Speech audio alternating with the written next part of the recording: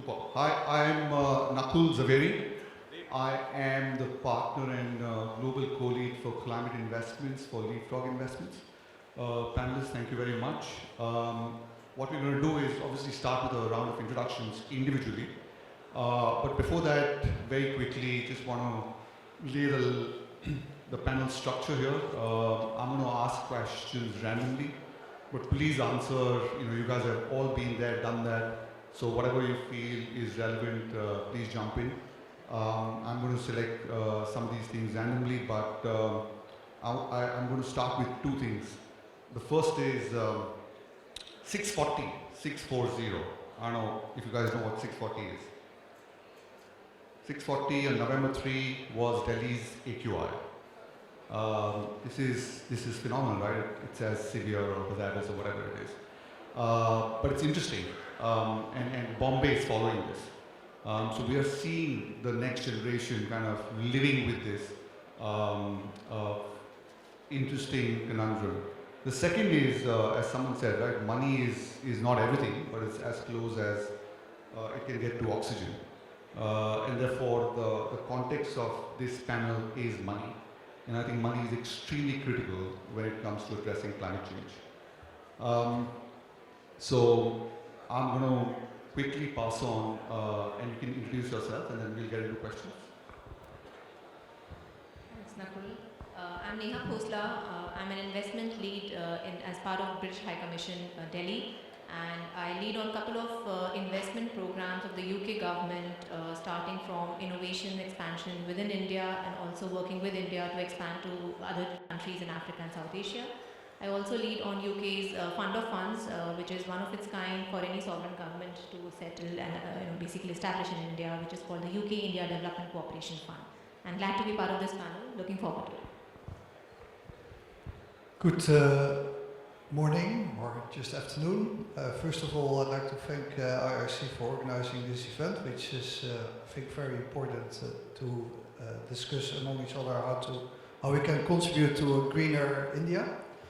My name is Jaap Reinking. I'm the head of private equity in FMO. FMO invests in three sectors, which are the agriculture, food and forestry sector, the energy transition sector, and the financial inclusion sector. Well, I'll stick to that. Thank you. My name is Manav Bansal. Just to follow on the numbers from 640, we will also talk about a number of 50,000, 20 million, and just about half a billion. Just to put the context of the scale, 50,000 is the number of fires. Just 50,000. That's all that we need to eliminate for the entire season. And we will talk about a lot of that. Thank you. My name is Saurabh Kumar. I head the Global Energy Alliance for People and Planet. This is a large philanthropic organization which is funded by the Rockefeller Foundation, the IKEA Foundation, and the Bezos Earth Fund. Hi, good morning. I'm Diane. I'm the Regional Director of Proparco. Proparco is the French development finance institution. We are based in India since 15 years, mainly two vertical in our strategy. The first one will be how to protect our planet, and the second one will be how to reduce the inequality. So since 15 years, all the project of Proparco will fit into this two mandate, and working a lot with the microfinance institution, with funds and corporates in order to tackle this. Excellent. Thank you very much. One think tank estimates $10.1 trillion required for India to transition to net zero. And we have heard 300 trillion, 400 trillion. But the fact is, in 2022, about $4.2 billion were invested in what we call climate tech now. Out of that, I think about $1.4 billion were equity investors' debt. So we are clearly very, very, very far off from what we need to do. And the second point of data is, I think 95% of the funds out there are trying to decarbonize the West. So there is obviously a lot of capital going into climate, but there is also a lot of capital going to developed markets.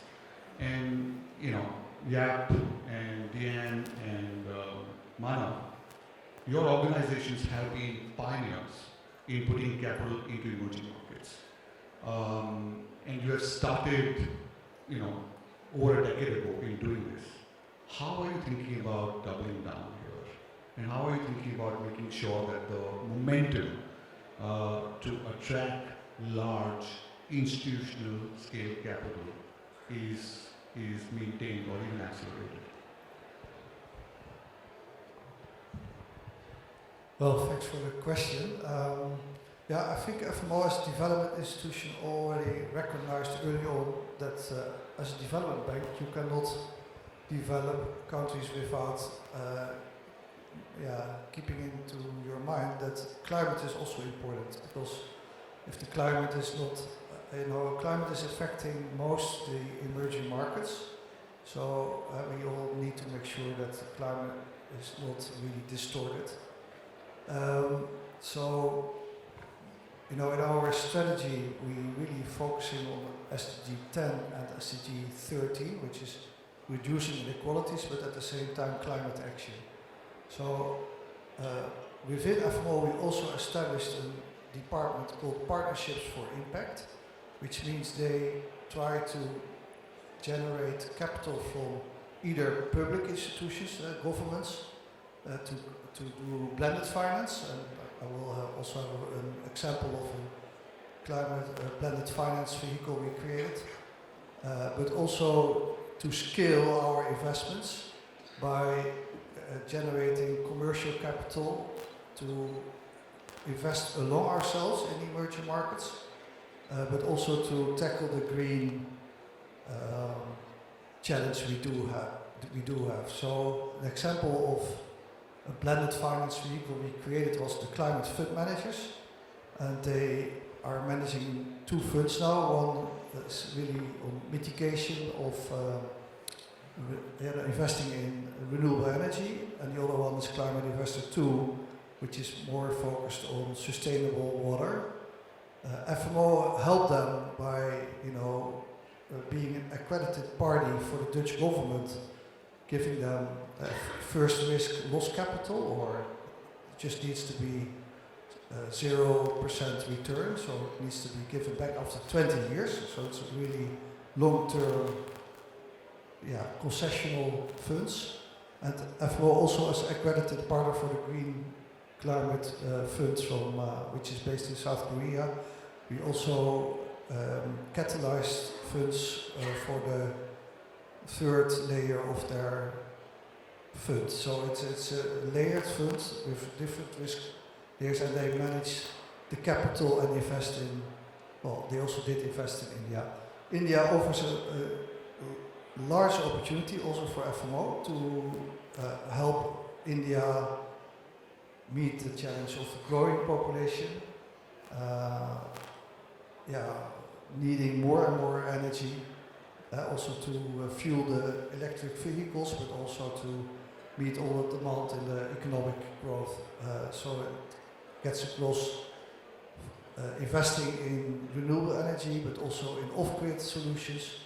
So for instance, we have invested in Orb Energy as a C&I provider, invested in Husk, but we are also investing in financing vehicles which are dedicated to green finance. So there is a wide array of opportunities in India, and I think FMO is still open to invest more also in the green transition. Thank you. Manav? Yeah. So, at BI we have committed to invest about $1 billion in our strategy period from 2020 to 2026. We have made investments across the entire value chain of EV, whether it is mobility, whether it's charging station, battery swapping, alternate energies, biofuel, etc. So we're essentially looking from all those perspectives. But the honest answer really is that there is enough capital available around the globe for climate. There will always be enough capital available for good opportunities. The key thing that we're missing in all this is the supply side. Where are the opportunities being created and who is creating those opportunities? I mean, Neha from FCDO is here. A few years back, We were brainstorming with FCDO when I used to work for the NEED fund as to when we looked across different councils, the private equity councils, we could not find any who was looking at creating capacities for impact funds in the country. There is enough money available, but where are those funds? Where are those honest funds?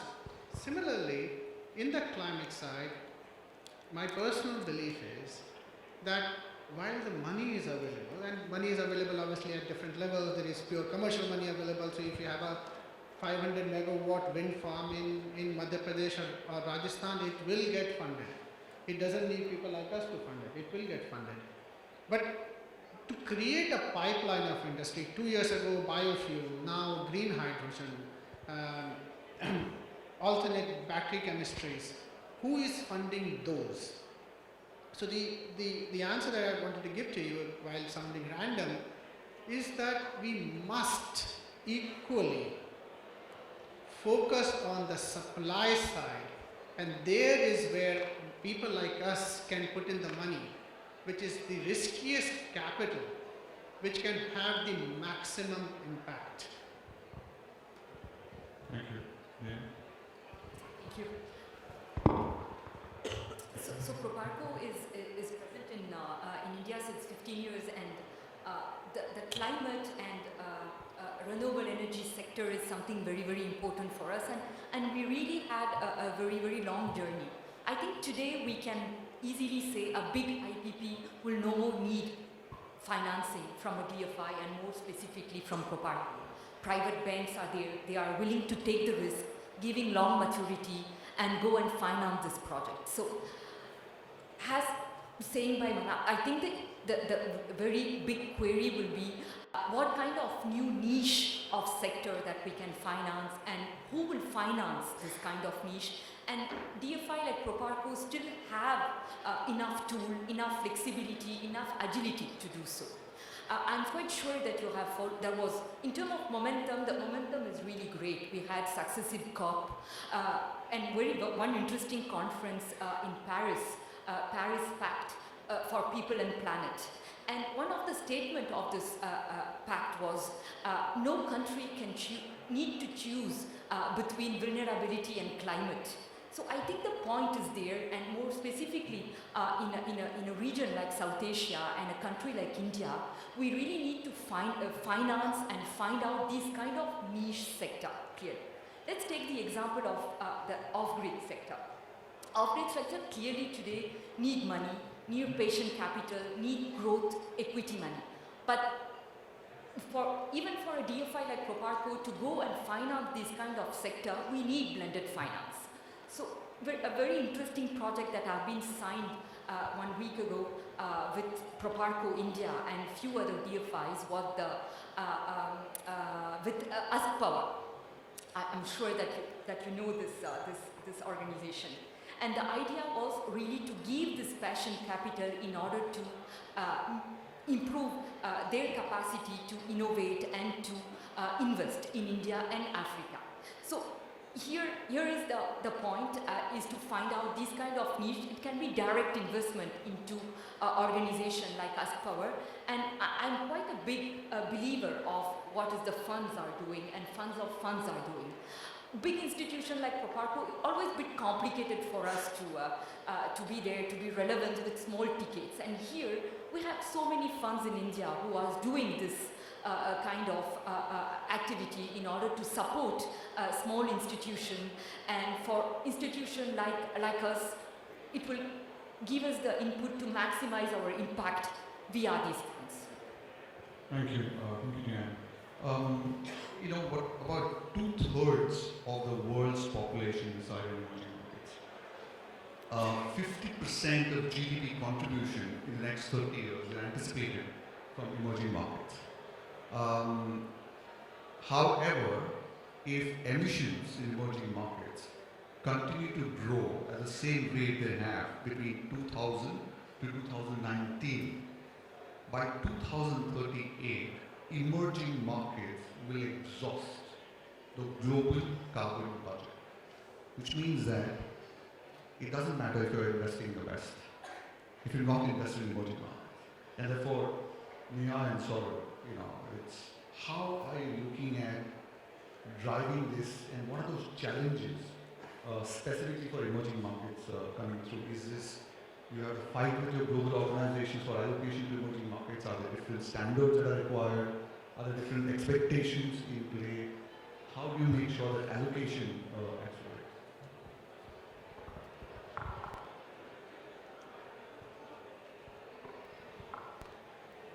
Is it working now? Yeah. So you're very right. Actually, there is a significant potential in India, and India, of course, comprises majority of what the potential is in terms of aggregated emerging market context. What UK is doing, I think UK is fully committed to the NDC's commitments back at home, and also kind of delivering the pace in developing countries across, and India is quite central to our overall strategy. We have in the past, in 2021, committed to more than 11 billion pounds towards international climate finance over the few years. We've also kind of committed tripling our financing to adaptation sectors, and more recently also committed to Green Climate Fund. So coming to India, we are driven by the UK-India Roadmap 2030 priorities, which are mutually agreed between the two governments, and climate and investment are central pillars to that strategy. And I would say how UK has in the past and in future, is basically contributing towards that is through a range of activities on the expertise side, which is through policy and programming, working with government, the central as well as state governments on different sectors, including the sunrise sectors. Then on the research and innovation front, really highlighting the potential innovation in these new areas, working with the Government of India on international forums like CDRI, ISA, and One World, One Grid. And then on the investment side, we have in the past decade made significant investments into various sectors which were nascent at that point in time, through early stage companies, small and medium enterprises, through new funds, basically seeding those funds with public capital to really attract private capital and mobilize this capital to help achieve these enterprises a scale and impact which can contribute to a significant change in the local context. So just to highlight one of the examples, the Green Growth Equity Fund, where we partnered with Government of India to seed capital from both the governments and then mobilizing capital from various investors.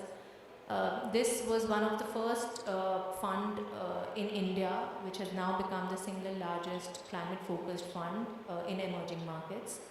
And it is looking at sectors like renewable energy, but not only limiting to the renewable energy, but really expanding to waste management, water management, and also electric mobility, and the newer kind of conceptualizing NBC for green financing.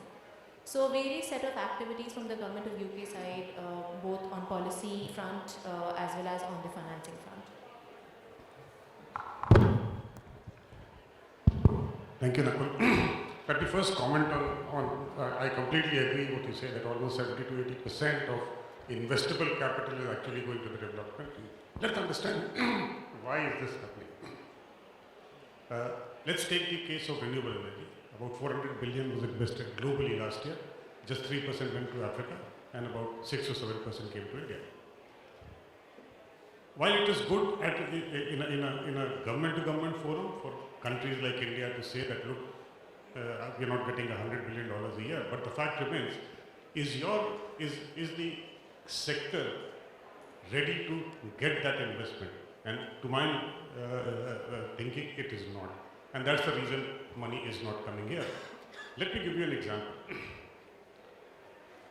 If you recollect, when the National Solar Mission was launched, the tariffs were about 20 rupees per unit. What the government did, created, I would say, a blended finance instrument using public capital, which is the Solar Energy Corporation of India. What followed thereafter? is billions and billions of dollars of investment over the next 5 years. Give you another example. She mentioned about decentralized solar. 2017, Government of India came out with the PM Kusum scheme to solarize agriculture with a $4 billion of capital subsidy. Right? Where are we now? Nothing has moved. Third sector is the electric bus initiative that started off 2 years ago. We had 2 tenders coming up. 12,000 buses will be hitting the road soon. Government said we want to do 50,000. After that, not a single OEM is interested. So it is not just about giving the money, and I really like what Saurabh Kumar said. What can people like us, philanthropies, DFIs do is to invest in ecosystem. If you change the ecosystem, investments will flow. I gave the example of SECI. If you can change that, government was able to do that through an instrument, you saw billions of dollars. What we are doing, along with the US government and the government of India, is to create a $500 million risk guarantee fund for electric mobility in this country, particularly public buses, and creating a SECI-like structure for public transport. So I think that is where we philanthropies, MDBs need to come together.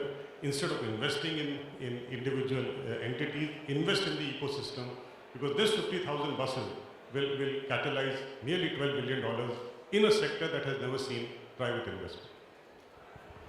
You know, what you and Manav have said is exactly what is the need of the hour. The stars have to align, and the technology and capital is available, right? There is no new technology required. There's enough and more capital available.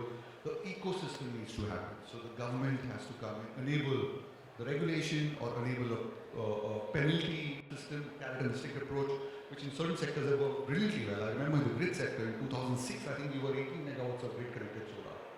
But now the J curve hit, and we are close to kind of 400 gigawatts and growing. The other interesting thing which is fascinating is I don't think anyone disagrees that we need to go to low carbon. Right? I think everyone morally understands this.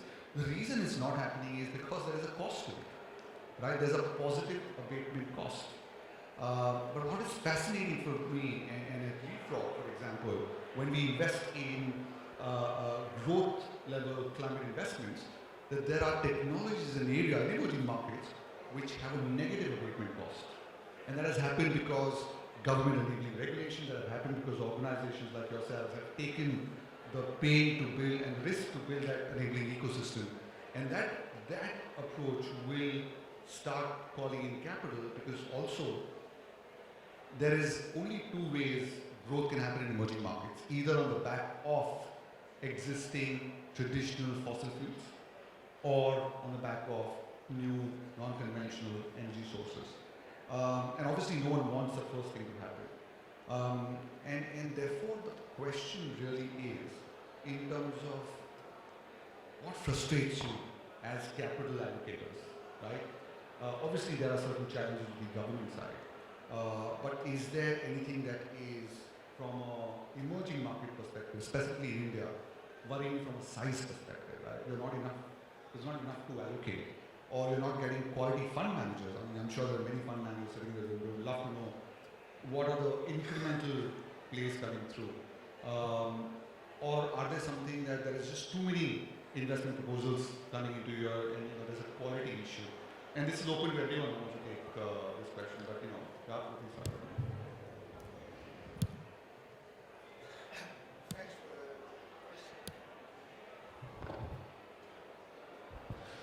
Yeah, thanks for the question. Yeah, it doesn't frustrate me. I think it's actually very fascinating. I think, energy used to be a very conservative industry, right? You had some large scale producers of energy. It was distributed through a network which was established by the government, and then you had the off-takers. But, with the whole revolution in what is taking place currently, becomes a really dynamic industry. And I think a lot of things needs to be changed and adapted. So I think if you talk about you need a good enabling environment. So what does that actually mean? It does mean that you need to have proper regulation in place for the generation, but also for the distribution, such that private investors can rely on the governments which puts in place the regulation. So I think that is one important requirement for this more dynamic environment. Then the second one is the grid. I think you need a grid which is far more flexible, which needs to become smart, whatever that is. It needs to use all kinds of technologies which enables the grid to be flexible in taking up energy, which is generated less predictable than it used to be.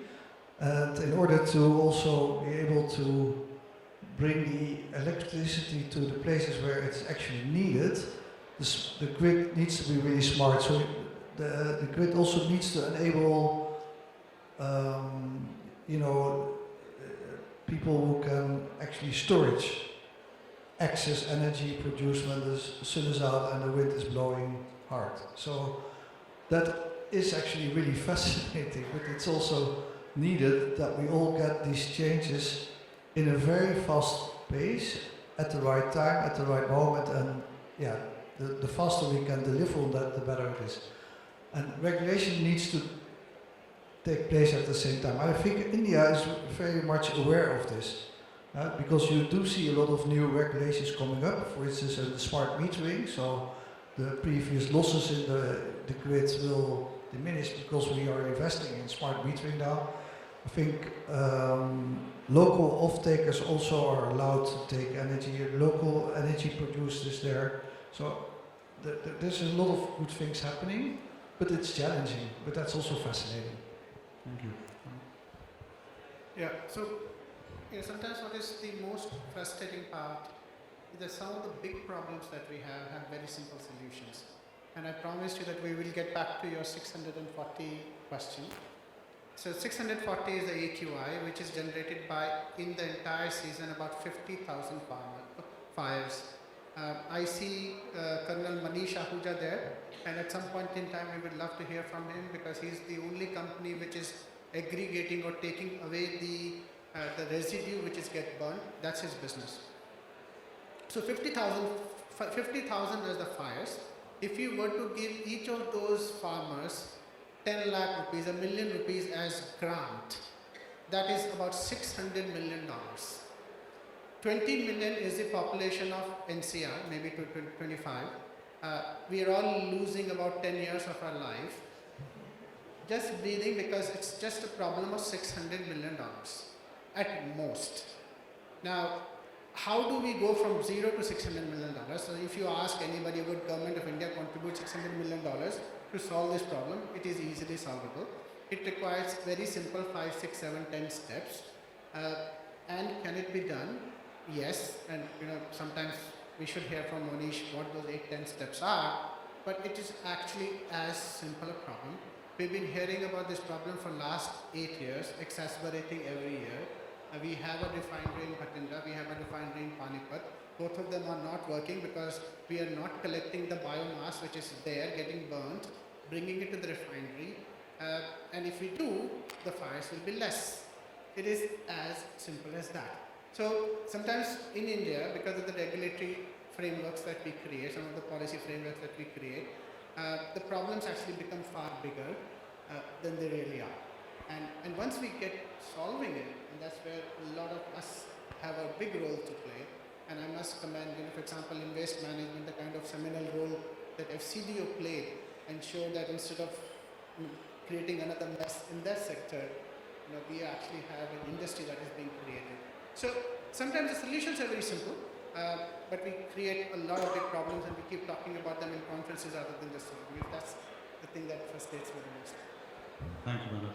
Diane, Saurabh, and Neha. I think I will talk about one frustration which will be clearly complete internally as Proparco. Because finally in a country like India, we have a lot of frustration about regulatory framework and how to tackle this due to the situation today. But finally, we can see companies like that you have mentioned, so many coming up. But how a DFI like Proparco will finance it somehow. It's where I can see my proper frustration. We don't have the right tool. We don't have the right strategy. Because India is considered as an emerging market, we don't have blended finance that we can have in other parts of the world in Africa. So yeah, internally a lot of frustration to really support the most innovative projects. Just coming after 1 week dedicated on circular economy, I think we made more than 10 companies who are doing amazing things in plastic recycling. Startups, mature companies. But yeah, clearly when we are talking about startups, what are the tools that DFI have in order to support these kind of organizations? So clearly there is an internal frustration that we need to deal with this. And this is my job, and we are doing it almost every day. And clearly a fascination in terms of innovation, tech-based innovation to tackle adaptation, mitigation, what's happening on waste management. So I think lots of things happening in India. Of course, we need to have a joint effort from public and private to work closely. And India has not put in place the Just Transition Partnership, but other countries are exactly doing that. But in India, we are tackling this topic in two ways. And private sector, they are playing the game. There is a lot of things to do, but we need to find out the right tools to finance it. So I would say it's frustration. On the contrary, the last 1 year, I think there has been a lot of hope from whatever we have seen in the markets around. Possibly one thing that we could do better is a change in thinking and mindset. And this includes a whole set of actors, including governments, private sector. The way world is moving, the energy world, many things that were thought in silos earlier are converging. I mean, they all have a linkage, which is electricity. Now, transport will be electrified, and so your coal will migrate to renewables. And therefore, there's a need for a comprehensive approach to things rather than thinking of electricity policy or a transport policy. And I don't know if you remember in 2007-8, Government of India actually came out with an integrated energy policy. Perhaps it was ahead of its times then, but I think what we need as collectively as a set of actors is now start thinking what are the linkages. And I'll give you a simple example of a linkage today. The electric vehicles, you have to provide incentives because of the higher upfront cost. But what if there are regulations that allow second life batteries to be used for stationary storage? There could be a business model where I as a battery or as a service provider and he as a EV manufacturer, I can pre-buy the batteries upfront, and therefore it reduces the cost of ownership, it also reduces the cost of. So I think what is these linkages both at the government level and also I think at the market level needs to converge much more than what they are presently are.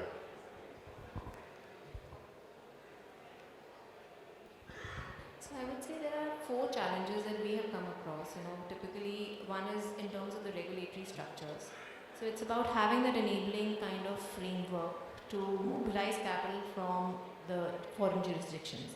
So, what are those structures? Can we tweak some of the existing structures? Can we look at some innovative mechanisms where we can, really mobilize capital both from domestic but at the same time from other jurisdictions as well? The second, I would say, is in the terms of, the right mix of instruments. So having a blend of the different kind of instruments, because, there are different stakeholders, different actors in this ecosystem, and everybody, I would say they kind of converge towards one objective, which is helping India, achieve its, let's say, net zero or carbon commitments. But what kind of instruments these different actors can bring onto the table, and what are the forums and structures by which you can really blend that? The objective is the same, but they have different constraints, they have different handrails to work with. So that is the second one. Third, I would say, is finding the right kind of fund managers who understand the international best practices in terms of different frameworks on ESG, on impact, on gender and inclusion, on some of these, newer green standards. And the fourth, which is linked, is finding the right kind of opportunities in the market, which are not really low-hanging fruits, which are into some of the niche areas and sectors, by really understanding what the market gap is, what is some of those development challenges that they are facing, and how best can that be addressed through an innovative solution. So really going out in the market and scouting for the best opportunities there in terms of innovative ideas, and helping them achieve scale to create a significant impact. Thank you. Now that we are playing a numbers game, I'm going to give 15, 70, 600 and 360. 15, 70 are the frameworks that we have for ESG. 670 are the standards that we have, and 360 are rules and regulations we have. So in a sense, this transition is also putting a significant amount of pressure, both from a time, resource and cost perspective, on companies who are trying to transition. And sort of you have been a builder, right? You have built various organizations, you have kind of put the framework of energy efficiency in past, you've driven the whole energy efficiency agenda. And again, to your point, from some ecosystems are not ready. Do you think companies are ready to absorb the capital and the obligations that come with transition in India and emerging markets? I mean, going by my own experience running the LED program, and just to give you, trying to answer your question with an actual real case example, 2014 we started the LED program in India. The first order that we made was for 600,000 LED bulbs in Pondicherry. We received those 600,000 bulbs in 6 months' time. About 14 months later, we were distributing 600,000 bulbs per day. So why I am giving this example is, if there is a right mix of ecosystem, financing and regulations, I have seen private sector do things phenomenally well than anywhere else. And this is a classic example. All the first 600,000 LED bulbs were imported from China, all of them. But this was February 2014. In August or September of 2015, yes, the wafers were being, the LED wafers were being imported, but about 70% value addition started to happen in India.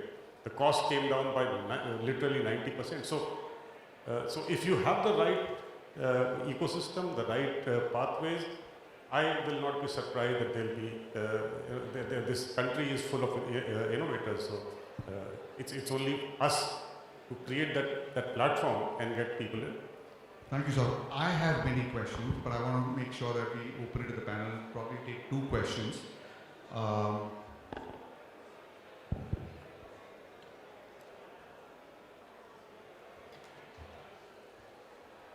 Can we please keep it short? Yeah, hi. My question is to Manav. Manav, you mentioned that you're not finding enough honest funds or impactful funds. Can you hear me? Yeah, I want to understand what do you mean. Like, could you probably give us a model fund? Like, what would be an ideal fund for you to put money into, since you mentioned that there isn't enough supply for you to kind of put money into? 3 DFIs sitting on this panel. You have FCDO there. There is enough money available for the right causes. Now, what is incumbent upon us as a fund management ecosystem is to create enough opportunities within, specific differentiation, governance levels, actual, not greenwashing or impact washing, but actually being dedicated to impact, the intentionality and the processes that follow. Now, some of the funds have gone up that curve. And hopefully with institutions such as IIC, the dissemination of information and knowledge would be enough to create a big cohort of that fund management system. Now, for example, a typical impact fund in the country is still about $100 million or much lesser. A lot of climate funds continue to be climate tech funds looking at early stage. There are probably just a couple of them, Green Growth Equity Fund being one, which are looking at growth stages, etc. So Now, if I am a climate investor looking for climate funds in the country, how many real opportunities do I have? Unless I want to make, startup systems. Where is those growth opportunities? Where are those $40 billion, $30 billion deal doers in the country? So there is enough gap. Hopefully it will get closed soon. Hopefully people like IIC, hopefully people like us will help fund managers come up the curve, because it is equally incumbent upon us to create opportunities for ourselves.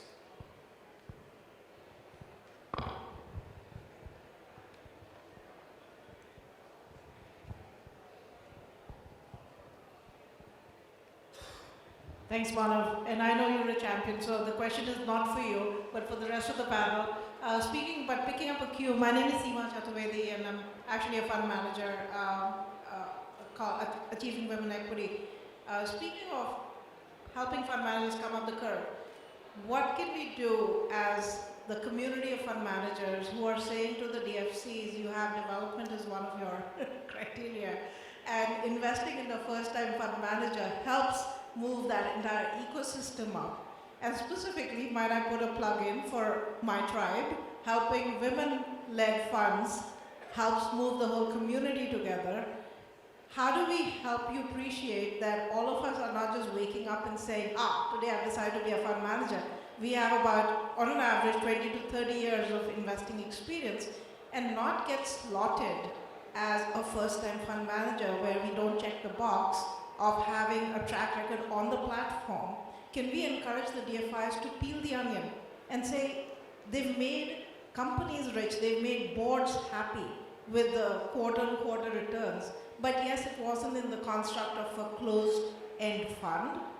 But let's peel the onion and look at what they have delivered. I think we can answer a lot of these questions of development challenge. At least in my mind, the dots are very connected.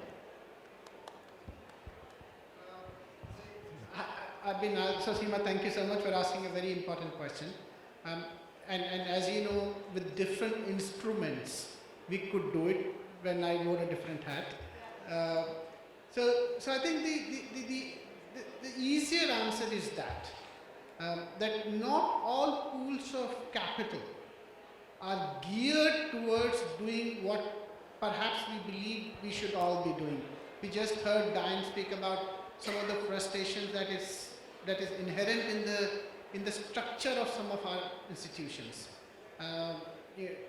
Sometimes I say that my best job is to translate English into English, and in case of Dan, it's probably English into French. But fundamentally, yes, should we not be promoting more first-time fund managers? The answer is yes. Should we not be promoting more women fund managers? 100% yes. Should we not be intersecting them and promoting more first-time women fund managers? No doubt about it. But then the amount of changes that we have to bring into our own evaluation systems where I sit today is a journey, and hopefully Seema, you and people like you will continue to shout and make those demands, because eventually we will have to respond. The gentleman in the back.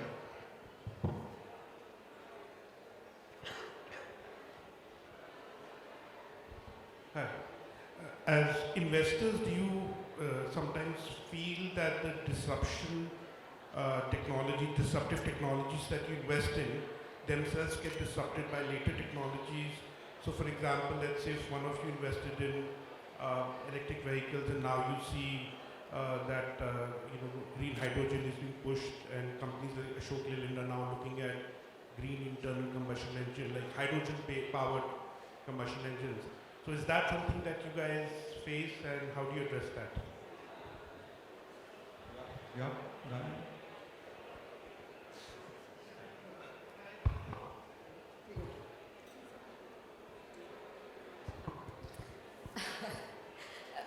I think on the technology side, clearly, we didn't pronounce a lot this word, and thanks a lot for your query, is the topic of adaptation. And it's really where I can see technology playing a great a great role in order to come up with very innovative tools in order to tackle the climate change effect to the smallholder farmers. So here we can really see what is the value added of digitalization, of technology, and how also we can replicate these kind of innovative solutions. So it's really something very, very interesting in the adaptation and agriculture side, because what we are doing and creating in India based on very arid environment, we can typically take this solution and innovation in other part of the world, typically in Africa, in the Sahelian part, where we have the same kind of issues. So it's where I believe that technology and digitalization will create this great partnership between countries, and development institutions like Proparco, like BII, like FMO, where we have a great footprint in other part of the world, in Africa, where we can go and bring this. What we have finance in India, it is working in India, we have interesting returns in India. So these kind of solutions that we can promote in other part of the world. Yes, I'd like to echo that. I think technology is part of society, and it's an increasing part of society. And that also applies to finding solutions for fighting climate. Both in the creating the technologies for distributing and energy, but also in the agriculture space, where efficiencies, data collection are all vital to improve the yields for crops. Also in climate, to adjust to the climate, to adapt to climate change, you need to develop maybe other crops at the same piece of land. So that also needs data, and with those data you can find new solutions. And we are investing in that space as well, in both the three core sectors of FMO. Sure.